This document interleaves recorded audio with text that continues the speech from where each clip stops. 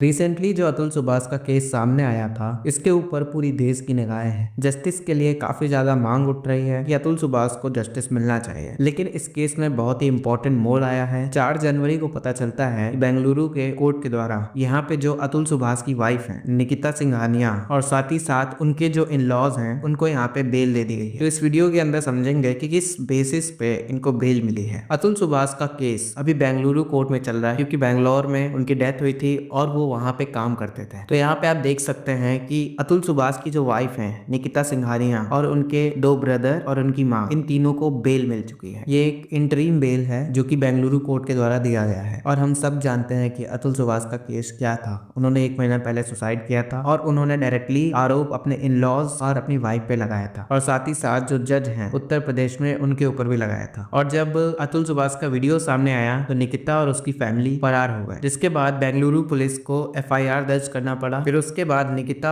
हरियाणा के गुरुग्राम से अरेस्ट हुई। आगे चल के उनकी मदर और उनके ब्रदर उत्तर प्रदेश के प्रयागराज से अरेस्ट हुए थे। फिर उसके बाद उनको बेंगलुरु कोर्ट में प्रेजेंट किया गया और बाद में उन्हें जुडिशियल कस्टडी में भेज दिया गया। तो अभी के लिए सिर्फ 3 एक्यूज्ड हैं। एक तो उनकी वाइफ निकिता, दूसरी जो मदर है निकिता की, और साथ ही साथ उनके ब्रदर अनुराग। यहाँ पे एक और पर्सन की बात हो रही है, सुशील सिंघानिया, जो कि रिलेटिव है निकिता के। पुलिस इनकी इन्वेस्टिगेशन कर रही है और इन्हें लोकेट कर रही है। निकिता और उनकी फैमिली पे Bharatiya Nyaya Sanhita section 108 it is related to abetment of suicide. इसका मतलब होता है कि जब आप किसी सामने वाले को उकसाएं, मतलब कि आपकी वजह से कोई पर्सन सुसाइड करता है, that is abetment of suicide. तो इनके ऊपर सेक्शन 108 के चार्जेस लगे हैं। तो इसी को देखते हुए इन्हें जुडिशियल कस्टडी के अंदर भेजा गया था। और जब ये सेशन कोर्ट गए बेंगलुरु के अंदर तो इन्होंने बेल के लिए अप्लाई किया। उससे पहले ये लोग कर्नाटका हाई कोर्ट भी गए थे कि हमें बेल मिलना चाहिए। तो यहाँ पे कर्नाटका हाई कोर्ट ने सेशन कोर्ट को निर्देश दिया था कि बेल का जो एप्लीकेशन है उसे 4 जनवरी तक क्लियर कीजिए। मतलब कि जो भी डिसीजन लेना है वो 4 जनवरी तक हो जाना चाहिए। इसीलिए 4 जनवरी को इनको बेल मिल जाती है। लेकिन वहीं जो अतुल सुभाष के वकील थे उन्होंने 6 जनवरी तक समय मांगा था ताकि हम लोग ऑब्जेक्शन फाइल कर सके कि क्यों यहाँ पे निकिता